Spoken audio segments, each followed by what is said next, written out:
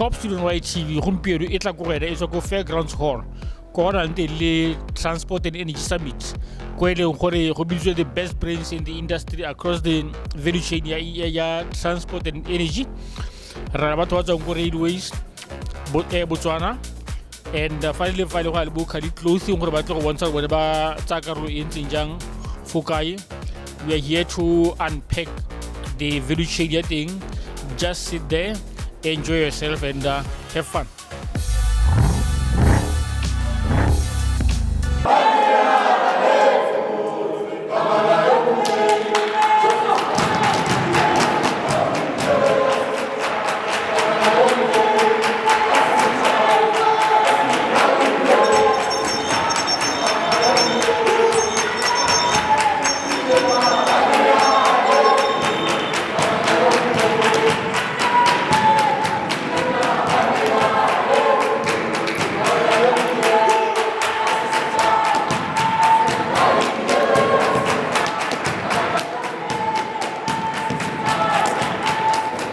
Thank you, ladies and gentlemen, and let the summit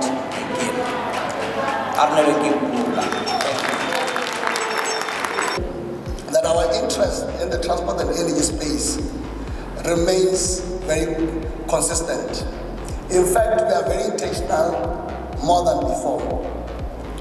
Not so long ago, you recall that there was a public service HR conference that was hosted by Progressive Institute in collaboration with the DPSN, which brought together about 700 people across leadership. Before then, we had hosted the HR conference, which is one of the events that we initiated about 7 years ago, and it is still running up to that. This is me saying that our participation in the conference space is intentional. We intend to ensure that we help create narratives that will create a better Botswana. I had a chat with the Deputy PS, Minister of Transport this morning, emphasizing that this gathering is a commitment from the private sector in ensuring that we respond to the call by the President that government cannot do everything. And therefore, we hope that as we continue these initiatives, government will always keep on supporting, and other private sectors like your MVAs that have actually sponsored this event and other partners. So we looked at 4 scenarios. Business as usual, where cities continue on this path of just focusing on cars, building wider roads. We also looked at an electrification scenario where we go into investing in e-vehicles aggressively, but we still prioritize cars. We also looked at a high shift scenario where we encourage a shift toward more sustainable modes. We improve public transport, we invest in walking and cycling. And then we looked at a scenario combining those 2 options, where we invest in sustainable mobility and also have a strong push for electrification. There's a theme to this year's event. The theme is energizing progress, advancing transport and energy solutions for Botswana, or for Botswana's growth. This theme, ladies and gentlemen, is on point. It comes at a time when our nation is journeying towards sustainable economic development.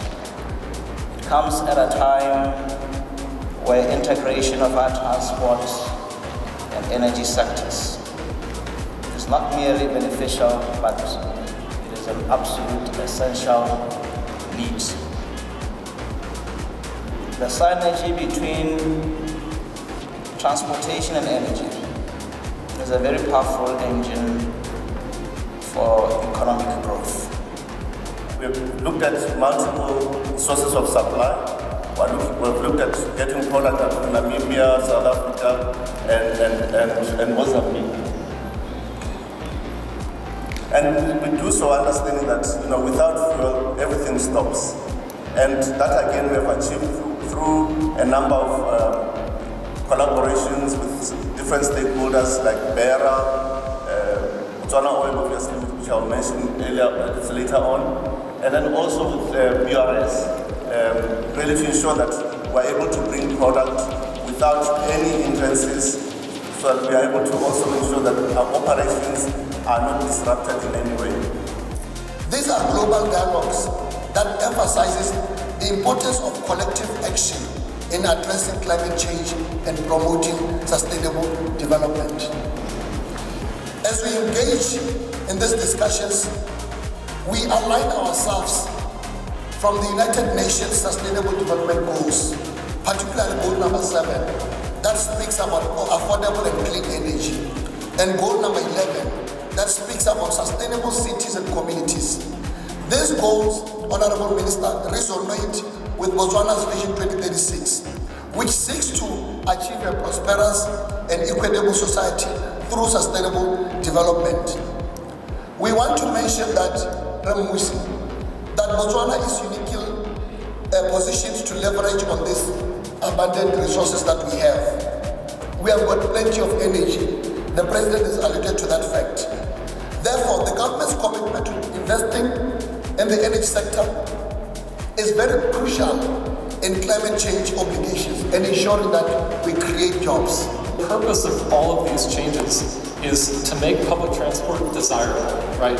A mode that everyone wants to use, and not just a mode that's used by low-income residents in our cities. So as we're transforming public transport, is it dignified to get to the bus stop? You know, right now, too many of our streets look like this. You know, we're not providing proper places for people to walk in our cities, right? So we urgently need to develop dignified walking and cycling facilities quickly and on a large scale. Obviously, a net import of fuel. We're at the end of the supply chain, so all the issues that happen in the upstream, midstream, end up impacting on us. So how then do we ensure that where we are, we effectively manage this development or issues in such a way that they don't affect business, they don't affect the economy, they don't affect the mining operations. It's really about working and collaborating with other stakeholders, working with policymakers to ensure that we address those issues. So from a policy-making point of view, one of the issues that we have been highlighting, and I'm glad to say that it's being addressed, is the pricing mechanism for Botswana. How do we ensure that our pricing mechanism compensates players efficiently in such a way that they can be able to source product from various sources. We're not only constrained to one area. Our pricing model is flexible enough to allow us to look at other options in a very short term. So those are being addressed. And the other issue, obviously, is looking at the issue of infrastructure. The challenge that we have as a country is storage. We don't have adequate storage. We need to have buffer stocks that in the event that there are disruptions, we are able to mitigate that. To a sustainable future, we must emphasize how advancement in one sector can create ripple effects in another. For instance, the integration of renewable energy into our transportation infrastructure can reduce costs. It can enhance efficiency. It can significantly contribute to our environmental goals. By harnessing our abundant solar resources, we can power electric vehicles and transform Botswana into a leader in clean transport solutions, as you saw His Excellency the President speaking to yesterday when he had gone with our accompaniment to appreciate what so far Botswana has done when it comes to e-mobility, vehicles, e-vehicles, clean energy, vehicles which we are told we are all committed to doing so and providing all the resources. When the occasion comes at the end of this year when we will have received multitudes, the whole of the United Nations into Botswana, will be ready for use. And I pray that all resources come to the fore so that that dream can see the light of day.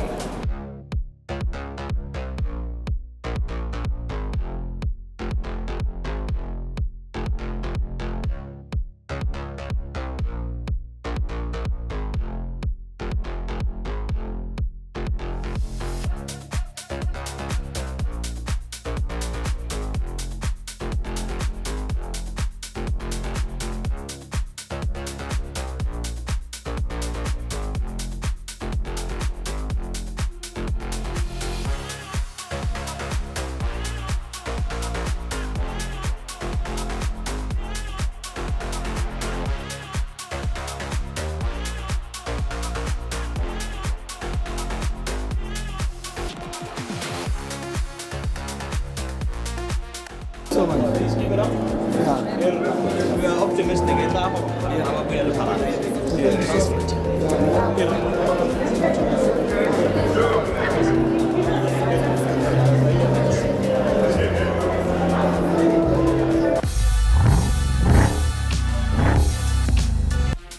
Larna Mukhosi from Botswana Oil. You're watching Top Speed on YTV.